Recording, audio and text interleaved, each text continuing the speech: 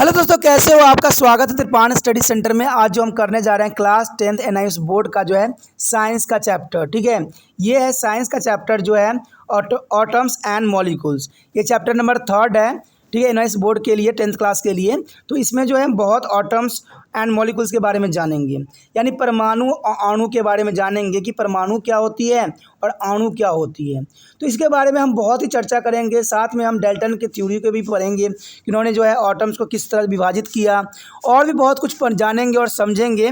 लेकिन आपको पता ही होगा कि चैप्टर स्टार्ट करने से पहले एक बात जो मैं हमेशा कहता हूं, जिसको आपको मानना भी चाहिए, सोचना भी चाहिए और विचार भी करना चाहिए, वो ये है कि जब भी वीडियो देखिए पूरा देखिए, क्योंकि अधूरा जानकारी सदैव खतरनाक होता है। साथ में एक इम्पोर्टेंट बात ये भी रहती है कि अगर आप पहली बार वीडियो देख रहे हो तो लाइक शेयर सब्सक्राइब जरूर कीजिए। देखिए दोस्तों, लाइक कीजिएगा तो इससे ये होता है कि बनाने वाले का जो मनोबल होता है वो बढ़ता है और आपके लिए अच्छा से अच्छा करने की सदैव कोशिश करता है।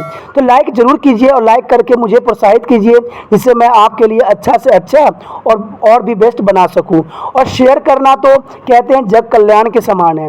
अगर आप दूसरे जरूरतमंद बच्चे हैं उनको अगर शेयर करते हैं और उन तक ये वीडियो पहुंचाते हो, तो इससे ये होता है कि अगर उनकी आवश्यकता थी और वो उसी वीडियो की प्रतीक्षा में थी और आपके थ्रू वो मिल गया है, तो वो आपके शुक्रिया अदा करेंगे और आपको धन्यवाद देंगे और आपको जो है अच्छा भी कहेंगे। ठीक है, और सब्सक्राइब करना इसलिए इम्पोर्टेंट है कि आप वीडियो तब भेजोगे ना अपने दोस्तों के पास जब आपके पास ही पता लगेगा कि ये वीडियो उनके लिए है। तो सब्सक्राइब करोगे तभी आप तक इसका नोटिफिकेशन जो है मिलेगा और सही समय पर जो है दूसरे बच्चों को भी हेल्प कर पाओगे। दोस्तों, आप सोचते होंगे कि त्रिपाण स्टडी सेंटर जो है सिर्फ वो जो है एनआईएस बोर्ड के लिए ही वीडियो बनाता है या सिर्फ एक ही क्लास के लिए वीडियो बनाता है। ऐसा नहीं है दोस्तों, ये जो है कई मायनों में हर जगह जो है हेल्पफुल है, क्योंकि ये जो है 8th class 9th 10th 11th 12th CBSE के सभी चैप्टरों को जो है कवर करता है। प्लस जो है एनआईएस बोर्ड 10th हो या +2 हो, सभी सब्जेक्टों को कवर करता है। प्लस जो है ये पंजाब यूनिवर्सिटी के फर्स्ट सेमेस्टर से लेके 6th सेमेस्टर तक 8 सब्जेक्टों को जो है कवर करता है।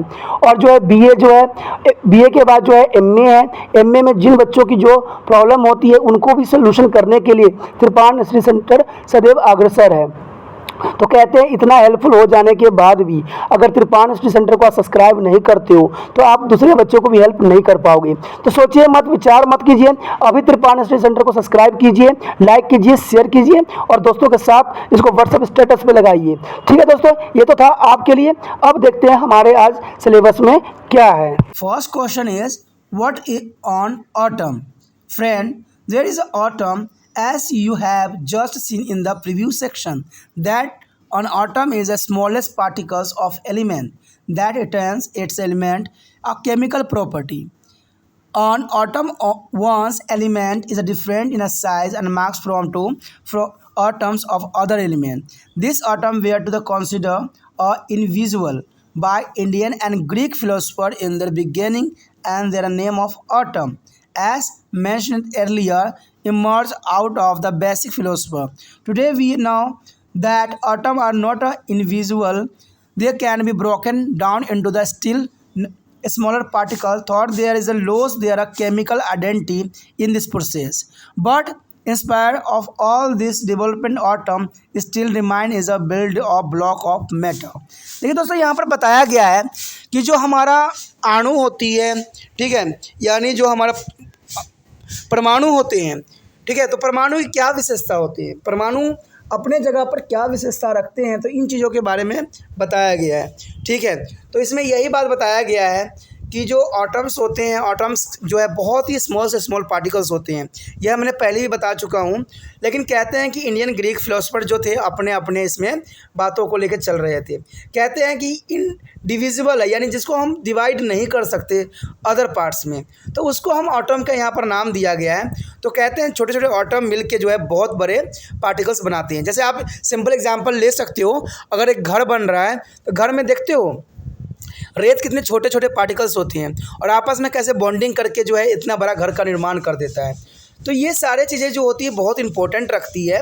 ठीक है, और इन्होंने एटम को जो है साफ शब्दों में इसको क्लैरिटी दिया था कि ये जो है अधिक जो है और डिवाइडेड नहीं किया जा सकता एटम को।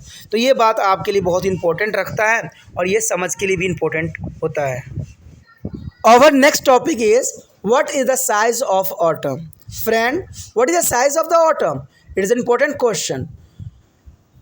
Atoms are very small. They are smaller than anything that we can imagine or compare with. In order to have a feeling of size of an atom, you can consider this example. One teaspoon of water, about 1 ml, contain about 3 times as many atom was ultrasonic oceans contain 10 spoon of water. As more than millions of atoms when struck would we make a layer breakly is thick and there a sheet of paper. Atom are different element, not only different in a marks proposed to the Dalton, but also they are different in a size. Now question is why should we bother for a size, marks and other property of on atoms? The reason is a simple. The every matter we see around us is the made of the atom. In it's a rectangular, circular, spherical. It's a difficult to the imagine the real shape and of an atom. But is all particle is a proposed. It is a taken to the sphericals in a size, and that is why we take off. It is a radius. दोस्तों यहाँ पर बताया गया है कि atoms के size क्या होंगे। ये बहुत बड़ा प्रश्न है कि एटम के साइज़ क्या होंगे।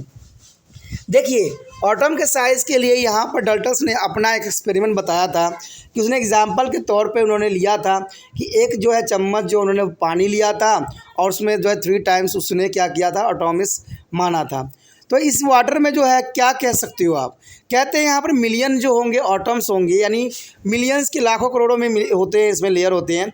और कहते हैं मैंने कहा था ना कि घर एक बनाने के लिए छोटे छोटे जो रेत होते हैं वो मिलके बनाते हैं। सेम ऐसा ही जो होता है कि छोटे छोटे मिल के जो है परमाणु का निर्माण करता है, यानी छोटे छोटे अणु परमाणु जो होते हैं अणु का निर्माण करते हैं। आपने देखा ही होगा कि जैसे घर बनाई जाती है किस प्रकार छोटे छोटे चीज़ों के लेके जो है एटम्स बनाई जाती है, यानी छोटे छोटे एटम्स होते हैं और इससे कितने बड़े जो है साइज़ बन जाती है। सेम ये बात जो है यहाँ पर जो है ये बात प्रदर्शित होती है और ये बात जो है बहुत ही इंपॉर्टेंट होता है। कहते हैं इसके एग्जांपल के तौर पर इन्होंने रेक्टेंगल लिया है, सर्कुलर लिया है, स्फेरिकल लिया है। इन्होंने साइज़ बताया है कि इसका क्या हो सकता है साइज़। तो जनरली जो है स्फेरिकल बताई गई है यहाँ पर, जो स्फेरिकल रेडियस होती है। तो कहते हैं ना इसका कोई साइज़ यहाँ पर डिफाइन करना संभव नहीं है। Since the size is extremely small and invisible to be our eyes, we adopt the scale of the nanometers. Is a 1 nanometer is a 10⁻⁹ meter to express in the size. You can have a feeling it is size from the following tables. दोस्तों यहाँ बताया गया है कि अगर हम size फिर भी हम डिफाइंड हमने कोशिश किया है यहाँ पर करने का, इसको जो है हम किसी भी जो विजुअल नहीं हो सकता इसे, फिर भी हमने अडॉप्ट किया है नैनोमीटर का। आपको पता होगा कि 1 नैनोमीटर जो होती है 10⁻⁹ होती है, यानी कितनी छोटी हो सकती है आप इसका कल्पना कर सकते हो। और इसको जो है टेबल में यहाँ पर दिखाने की कोशिश भी किया गया है। There is the chart is a radius and example. The first of all 10⁻⁻ is the atom of hydrogen, 10⁻4 is the grain of sand, and 10⁻1 is the watermelon, and 0.2 into 10⁻1 is the cricket ball. You can compare to each other. You cannot see atom with your naked eyes, but we used modern techniques. We can now to produce a magnified image to the surface of element showing the atom. There is a technique is known as the scanning tunneling is the macroscope. दोस्तों यहाँ पर बताया गया है कि आपको कुछ example दिया गया, कुछ त्रिज्याएँ दी गई हैं, जैसे कि नैनोमीटर में दिया गया 10⁻⁻10 दिया है जो कि हाइड्रोजन को रिप्रेजेंट करता है। उसी प्रकार जो है 10⁻⁻4 जो है सैंड को करता है, ठीक है। उसी प्रकार जो है आपको 10⁻⁻1 जो है वाटरमेलन यानी जो है तरबूज की जो है साइज़ की तुलना की गई है। उसी प्रकार जो है 0.2 का 10⁻⁻1 को जो है क्रिकेट बॉल के साथ तुलना की गई है। तो ये सारे जो है एक दूसरे को तुलना करने के लिए आप समझ सकते हो कि जो है एक एटम की कितनी छोटी साइज़ हो सकती है। अब पहले जो समय में जो था इसको देखना संभव नहीं था नेकेड आई से, बट आज के मॉडर्न टेक्निक के समय में देखना बहुत ही आसान हो गया है। कहते हैं इसका जो अच्छा से अच्छा मैग्नीफाइड यानी अच्छा से जो इमेज हमें मिल सकती है वो मिल सकती है हमारा STM के रिगार्डिंग। STM का मतलब यही होता है, टेक्निक होती है जिसमें स्कैनिंग करते हैं, स्कैनिंग टनलिंग्स ऑफ माइक्रोस्कोप। आजकल इतने इतने बड़े बड़े माइक्रोस्कोप आ गए हैं जिसको आप विशेष और ख़ास तौर पर इसको जो है इमेजिनेशन कर सकते हो और इसको जो है एक्सपेरिमेंटल भी देख सकती हो।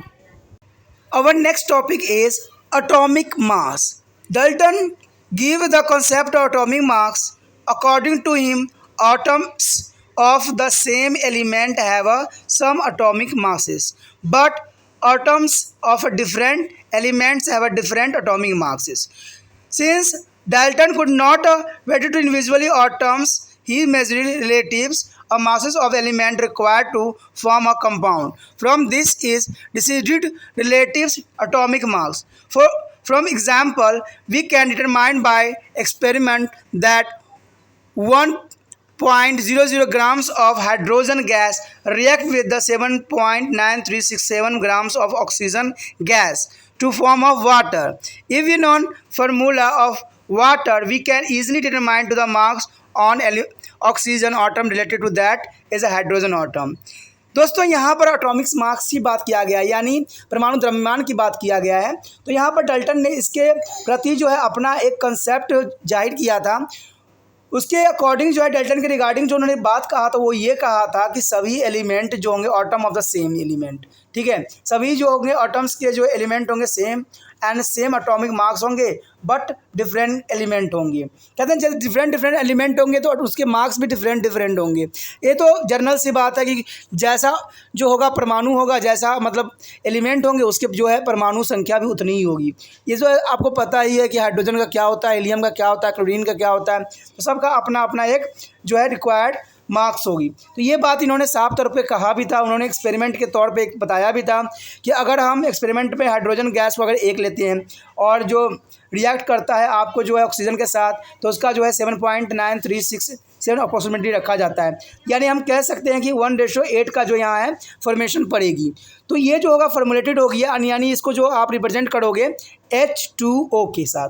तो ये जो बात जो डाल्टन से बताई थी एटॉमिक मास के लिए वो यहाँ पर जो है क्लियर हो जाता है, ठीक है। तो ये बातें बहुत ही इंपॉर्टेंट था और जो है डाल्टन के regarding.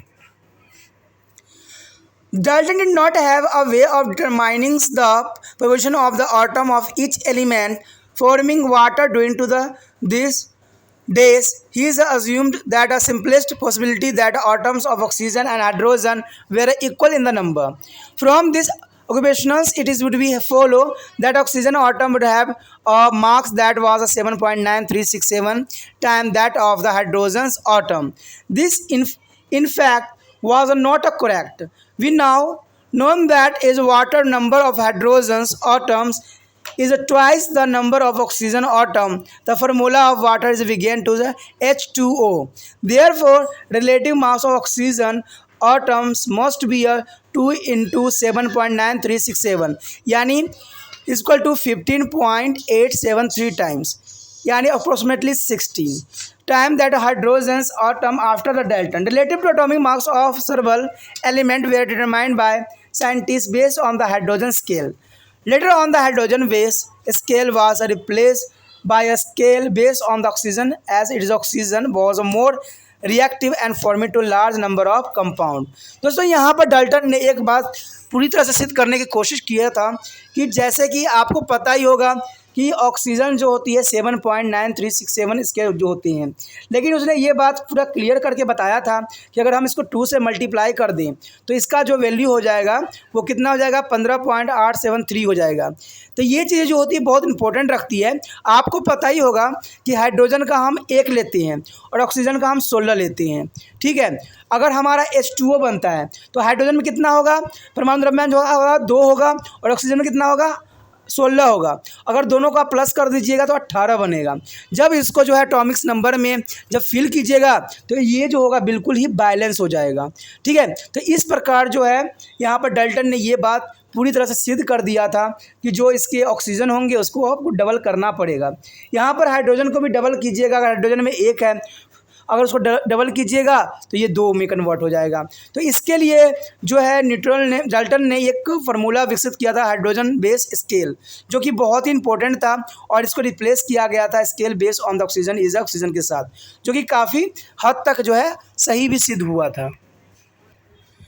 In 1961, the carbon 12 or 12-6C atomic mass scale was adopted. This scale depends on the measurement of atomic mass by a instrumental called to Mach spectrometer. Mach spectrometer is invented earlier in 12th centuries, allow us to determine atomic masses. दोस्तों यहाँ पर जो है atomic mass के जो scale adopt किया गया था, जो कि 19वीं शताब्दी में यानी 20वीं शताब्दी में की गई थी, जो कि काफ़ी इंपॉर्टेंट था। यानी 1961 में इसको जो है विकसित किया गया था, जहाँ कार्बन 12 यानी कार्बन के जो 12 होते हैं उसको 12/6 के साथ आइसोटॉपिक्स बनाई गई थी। तो ये चीज़ें जो थी इंस्ट्रूमेंटल जो है, और इसके लिए जो है मार्क्स स्पेक्ट्रोमीटर का यूज़ किया गया था, जो कि बहुत ही इंपॉर्टेंट और विशेष थी एटॉमिक मार्क्स के लिए। The masses of an atom are obtained by the comparisons with the carbon 12 atomic mass scale. In fact, carbon 12 isotope is closest to the standard and related to the assigned marks of exactly 12 atomic mass unit. One atomic mass unit, therefore, is equal to exactly 1/12 of mass of carbon. Carbon 12 atoms. Atomic mass unit is a noun. A day is written to the unified mass unit and denoted by the letter of U. The relative atomic mass of an element expresses atomic mass unit is called its atomic weight.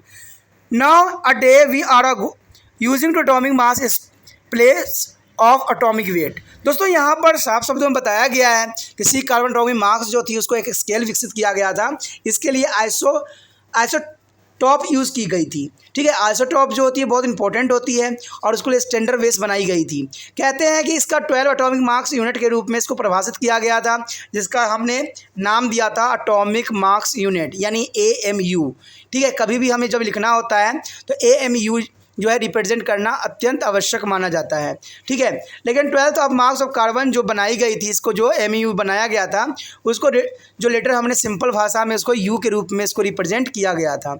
यहाँ पर कहते हैं relative atomic marks जो था element करता express करता था atomic marks की यूनिट के साथ, इसलिए इसको कहा गया एटॉमिक वेट के नाम दिया गया और atomic weight place to the weight के साथ किया गया। तो ये सब चीज़ें थी बहुत इंपॉर्टेंट था सी कार्बन 12 एटॉमिक्स के लिए। Further, you have seen that Dalton proposed that the masses of all atoms in an element are equal, but later on it was found that all atoms is naturally occurring elements are not of the same mass. We shall study about such atom in the following section. The atomic mass that we are generally use in our reaction in the chemical calculation are average atomic masses, which depend upon to relative abundance of isotope of element. दोस्तों यहाँ पर isotope के बारे में बताया गया था। ठीक है, कि इसने साफ तौर पे इन्होंने डल्टन ने प्रपोज किया था इस चीज़ों के लिए कि वो इक्वल होती हैं। ठीक है, लेकिन इसमें बताया गया था कि ये एलिमेंट जो होती है वो सेम मार्क्स नहीं रहती है। तो इस बेस पे जो है इन्होंने इसको अलग डिफाइन करने की कोशिश किया था। तो आइसोटॉप की जो है इन्होंने एवरेज एटॉमिक मासेस निकालने की कोशिश किया था, जो कि बहुत ही इम्पोर्टेंट थी।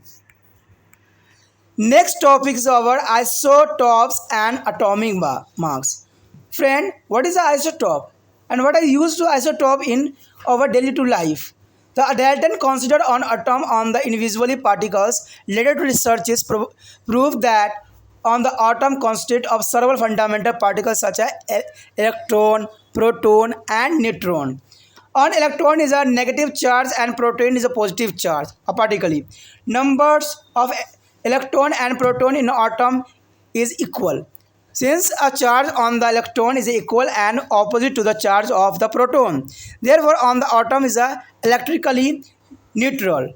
Proton remain in the nucleus in the center of the atom and nucleus is surrounded by the negative charge electron. दोस्तों यहाँ पर आइसोटॉप और एटॉमिक मास के बारे में जो है डल्टन्स ने अपनी एक कंसिडर दी थी, अपनी एक थ्योरी दी थी। इन्होंने बताया था कि जो भी फंडामेंटल हमारा एटम्स होते हैं, सर्वल फंडामेंटल पार्टिकल्स होते हैं, इसमें इलेक्ट्रॉन भी होते हैं, प्रोटॉन भी होते हैं और न्यूट्रॉन भी होते हैं। ठीक है, तो इन सब चीज़ों को उन्होंने काफ़ी दिया था और समझाने की कोशिश किया था। कि जहाँ इलेक्ट्रॉन जो होगा नेगेटिव फॉर्म में प्रेजेंट होगा, वहीं प्रोटॉन जो होगा पॉजिटिव चार्ज के रूप में प्रेजेंट होगा। तो इस तरह से जो है उन्होंने बताया था, और बताया था कि इलेक्ट्रॉन जो होगा प्रोटॉन इज एटम से इक्वल होंगे, और उन्होंने साथ में एक बात बताया था कि ये जो होगा ऑपोजिट चार्ज प्रोड्यूस करेंगे। इन्होंने बताया था कि सारे जो होंगे इलेक्ट्रिकली न्यूट्रल हो जाएंगे। तो ये बातें जो थी इनकी काफ़ी हद तक सही भी थी, और कई हद तक साइंटिस्ट ने इनको प्रूवनेस भी दी थी, जो आज के समय में बहुत ही यूज़फुल माना भी गया है। See in this picture, there is a 3 types of the atoms are represent, and this figure.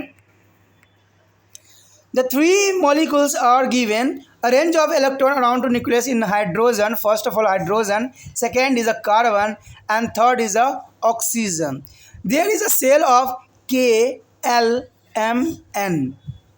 Friend, there is a cell's name is KLMN. The first cell is only 2 electrons, and second is 8 electron, and third is 18 electron. There is a represent of orbital on their electron. The numbers of arranging electron around to the nucleus is first of all is hydrogen and carbon oxygen atom. दोस्तों यहाँ बताया गया है हमारा जो formula इसका बनेगा 2n का स्क्वायर बनेगा। अगर आप n के स्थान पे कोई भी नंबर सोच लीजिए, कुछ भी रख दीजिए, 1 2 3 कुछ भी रखिएगा, तो उसी बेस पे जो है इसकी कैलकुलेशन होगी। तो ये चीज़ें बहुत ही इंपॉर्टेंट बन जाती है आपके लिए, ठीक है। अगर मान लीजिए यहाँ पर अगर रख लेते हैं 3, तो 3 का जो होता है स्क्वायर हो जाता है, तो कितना हो जाएगा 9, और 9 2 ज़ा 18। तो मैंने कहा था ना आपको कि पहले में 2 होगा, दूसरे में, ठीक है, दूसरे में 8 होगा, उसका 18 और 32। अगर मान लीजिए हमने जो है n की जगह 2 रख दिया, तो 2 का क्या हो जाएगा स्क्वायर हो जाएगा, तो कितना हो जाएगा 4, और 4 को यानी 2 से मल्टीप्लाई कीजिएगा तो कितना हो जाएगा 8। तो इसका मतलब है कि इसका जो फार्मूला है वो क्या बनेगा 2n का स्क्वायर। तो ये चीज़ें निकालने के लिए कितने ऑर्बिटल में कौन से इलेक्ट्रॉन फील्ड होंगे, तो आप इसका इस्तेमाल और प्रयोग कर सकते हो, जो कि आपके लिए काफ़ी बेनिफिशियल रहता है। The number of proton in the nucleus is called to atomic number. Friend, what is the atomic number? The number of proton in the nucleus is called atomic number, denoted by Z. For example, there are 8 proton in the oxygen nucleus and 6 proton in the carbon nucleus. Only 1 proton is a hydrogen nucleus. Therefore, atomic number of oxygen, carbon and hydrogen are 8, 6 and 1 respectively. There are also neutral. तो यहाँ पर दोस्तों बताया गया है कि Atomics number का क्या परिभाषा दिया गया है। तो यहाँ जो है एटॉमिक्स नंबर का परिभाषा दिया गया है कि द नंबर ऑफ प्रोटॉन, यानी कितने नंबर ऑफ प्रोटॉन जो है न्यूक्लियस में प्रेजेंट होगी, यानी केंद्रक में प्रेजेंट होगी, उसे एटॉमिक्स नंबर कहते हैं, और इसको जो है रिप्रेजेंट जेड के साथ किया जाता है। इसमें यही बात बताई गई है कि यहाँ पर जो होगा 8 प्रोटॉन जो होगा ऑक्सीजन की होगी जो न्यूक्लियस में प्रेजेंट होगा, और 6 प्रोटॉन जो होगा कार्बन का होगा जो न्यूक्लियस में प्रेजेंट यानी केंद्रक में प्रेजेंट होगा, और 1 जो होगा हाइड्रोजन का जो होगा वो प्रेजेंट होगा केंद्रक में। इसी तरह से जो है इसका देखा जाए तो ऑक्सीजन और कार्बन और हाइड्रोजन का जो होगा 8 6 1 के रूप में रिप्रेजेंट करेगा, जो कि इसको न्यूट्रल रिप्रेजेंट करने के लिए काफ़ी होता है। The neutral particle is the nucleus and there is called to the neutron. Mass of proton of a neutron is near the same. The total mass of nucleus is equal to mass of proton plus mass of neutron. Total number of proton and neutrons is called to the Mach number. By the conventions, atomic number is written at the bottom of the left corner of the symbol of the atoms of a particular element, as a Mach number is written of the top left corner. For example, symbol is a 12. 6 is indicate that there is a total of 12 particles of nucleons, and in the nucleus is a carbon atom, 6 of which are the proton. This must be a 12 minus 6 is equal to 6 neutron. Similarly, 16 upon 8 is indicate the 8 proton, and 16 nucleus is a 8 proton plus 8 neutron. यहाँ पर दोस्तों बताया गया है साफ शब्दों में कि जो न्यूट्रल करता है उन चीज़ों को जो न्यूक्लियस में प्रेजेंट होती है उसे न्यूट्रॉन कहते हैं। यहाँ पर जो है बताया गया है कि जो कुल जो होगी मार्क्स जो न्यूक्लियस में प्रेजेंट होगी वो किसके बराबर होगी, टोटल द्रव्यमान जो है प्रोटॉन का और टोटल जो है न्यूट्रॉन का क्या द्रव्यमान है, उसका दोनों को जो प्लस कीजिएगा तब जाके आएगा। यहाँ पर जो है एक डेफिनेशन हमारे समक्ष ये भी आता है कि मार्क्स नंबर किसे कहते हैं। तो total number of proton and neutron it's called to the mass number, यानी न्यूट्रॉन में जो होगी प्रेजेंट जितने भी होंगे टोटल उसको हम मार्क्स नंबर कहेंगे।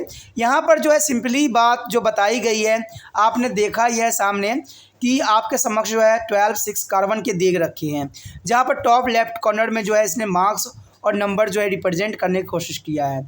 तो यहाँ पर जो बताया गया कि atomic number written to bottom of the left corner of symbol of atom is particles, ठीक है। तो इसमें बताया गया 12 से के रूप में दर्शाया गया है। तो यहाँ पर देखिए दोनों को माइनस करके जो है न्यूट्रॉन निकाल दिया गया है, जो कि एक विशिष्ट रहती है और अंतिम रहती है। तो ये चीज़ें लिखने का एक अपना एक प्रतीक होती है, अपना एक चिन्ह होती है। Since atomic is electrically neutral and oxygen has 8 proton and 8 electron in it. Further, atomic number Z differentiates their atom of one element from atom of other element. An element may be defined as the substance where all the atom have the same atomic number. Friend, what is atomics? What is defined to that? An element may be defined as the substance where all the atoms have the same atomic number, but the nuclei of all the atoms given to element do not necessarily contain the same number of neutron.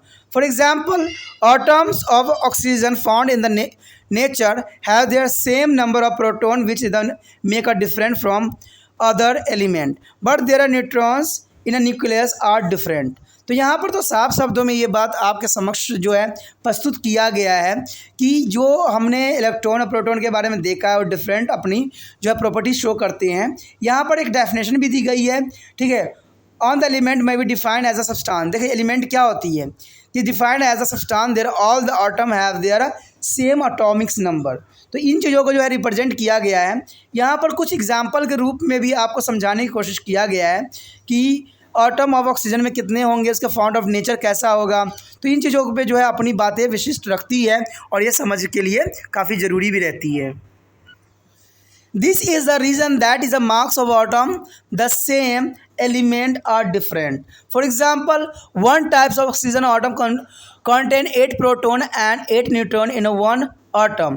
Second types 8 proton and 9 neutrons are there. Third types contain 8 proton and 10 neutron. We represent this oxygen atom as a 16-8, 17-8 and 18-8 respectively. They are atom or element that have the same atomic number but different marks of number are called to the isotope. What is the definition of the isotope? Atom of an element that have the same atomic number but different Mach's number. It is called to the isotopes. If we have different atomic numbers, masses of the same element, we take a average atomic masses of the element. This calculated on the base of the abundance of isotopes. Atomic mass of the same element are provided in the table. दोस्तों यहाँ पर जो है बताया गया है कि किस तरह से जो है आप बता सकते हो कि अगर सेकेंड हम टर्म्स में लेते हैं या फर्स्ट टर्म्स में लेते हैं ऑक्सीजन का ही वैल्यू, तो आप देखोगे कि पहले 8 जो है प्रोटॉन था, उसके बाद 9 प्रोटॉन में कन्वर्ट हुआ, न्यूट्रॉन में कन्वर्ट हुआ। अगर थर्ड टाइप्स में देखें तो 8 प्रोटॉन और 10 न्यूट्रॉन होगा। तो इस तरह से जो है रिप्रेजेंट हम कर सकते हैं कि 16-8 ऑक्सीजन, 17-8 ऑक्सीजन एंड 18-8 ऑक्सीजन। इससे ये जाहिर होता है कि इसमें जो है सेम एटॉमिक नंबर होगा और डिफरेंट जो है मार्क्स नंबर होगा। तो इसी को दोस्तों हम क्या कहते हैं? आइसोटॉप्स कहते हैं। तो आइसोटॉप्स के लिए आपको कन्फ्यूजन नहीं होना चाहिए। डेफिनेशन याद रखना कि जिसका सेम एटॉमिक नंबर होता है और डिफरेंस जो है जो डिफरेंस नंबर होता है, ठीक है। मार्क्स जो होगा डिफरेंस होगा और एटॉमिक नंबर सेम होगा। तो इस तरह से जो है आप आइसोटॉप्स के बारे में बता सकते हो। आगे जो हमें कुछ टेबल में कुछ प्रोवाइड्स किए गए हैं, देखते हैं क्या हमें बताए गए हैं। The some example for important example number 3.1, chlorine is obtained as a mixture of two isotopes 35 17 chlorine and 37 17 chlorine. These isotopes are present in the ratio of 3:1. What will be the average atomic mass of chlorine? So friend, there are 35 and 70 chlorine and 37 chlorine are present in the ratio of 3:1. Out of 4th atoms, 3 atoms are of mass 35 and the 1 atom is a mass 37. Therefore, average atomic mass is 35 into 3 plus 37 into 1. Total is a 143 and therefore is divided. So chlorine is the average atomic mass is the 35.5. We are take to average atomic mass of chlorine will be 35.5 U. There is an important question for exam view. दोस्तों यहाँ पर example भी दिया गया है आपके समक्ष 3.1 जिसमें क्लोरीन के बारे में बताया गया है। आपको पता है क्लोरीन के जो जनरली हम लेते हैं 35.5 लेते हैं, तो यहाँ पर यही बात रिप्रेजेंट करने के लिए आपके समक्ष जो है एक कैलकुलेशन करके दिखाया गया है कि आपको देखो क्या बताया गया है यहाँ पर 35/17 एंड 37/17 जो क्लोरीन के बताया गया है और यहाँ पर जो इसकी वैल्यू है 3:1 के वैल्यू दिया हुआ है। तो आपको पता है कि यहाँ पर जो 3:1 है नीचे प्लस में आ जाएगा अगर एवरेज एटॉमिक मास निकालना है तो क्योंकि आपको पता है एवरेज है इसलिए 35 को हम 3 से मल्टीप्लाई करेंगे और 37 को 1 के मल्टीप्लाई करेंगे तो इसका टोटल जो होगा 142 आ जाएगा और इसका जो रेशो नीचे प्लस हो जाएगा 3 + 1 4 आ जाएगा।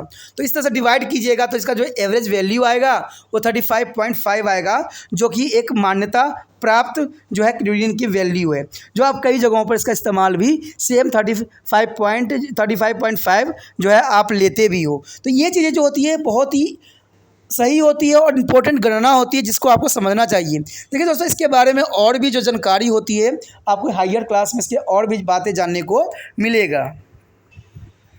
सो this chart atomic mass of some common element aluminiums argon and different types of element for this table.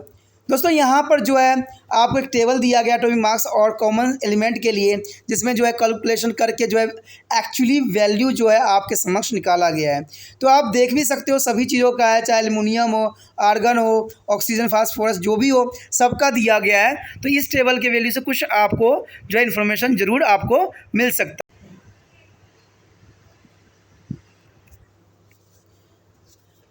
Atomic mass or average atom mass cover up to second decimal place. In a practice, we use to represent figures and radioactives.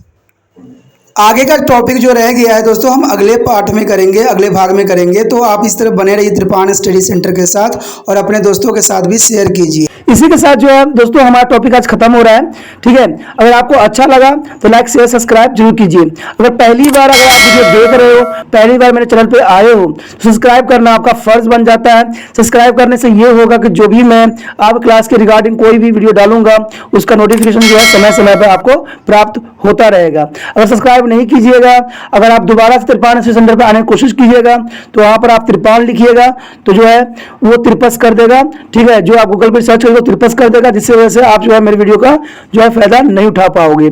तो सोचिए मत, विचार मत कीजिए, subscribe कीजिए।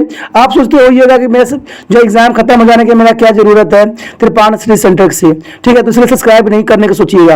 लेकिन दोस्तों ऐसा नहीं है, त्रिपाण स्टडी सेंटर जो है बहुत हेल्पफुल है। क्योंकि ये जो है आपके 8th class 9th 10th 11th 12th जो आर्ट्स के सब्जेक्ट को कवर करता ही है, प्लस जो है ये NIC बोर्ड के जो है 10th +2 को भी कवर करता है। साथ में BA जो है फर्स्ट ईयर से लेकर 6 सेमेस्टर तक बच्चों के लिए ये अग्रसर रहेगा आर्ट्स सब्जेक्ट में। तो सोचिए नहीं, विचार नहीं कीजिए, काफी जो है त्रिपाण स्टडी सेंटर का फायदा ही फायदा है, ठीक है।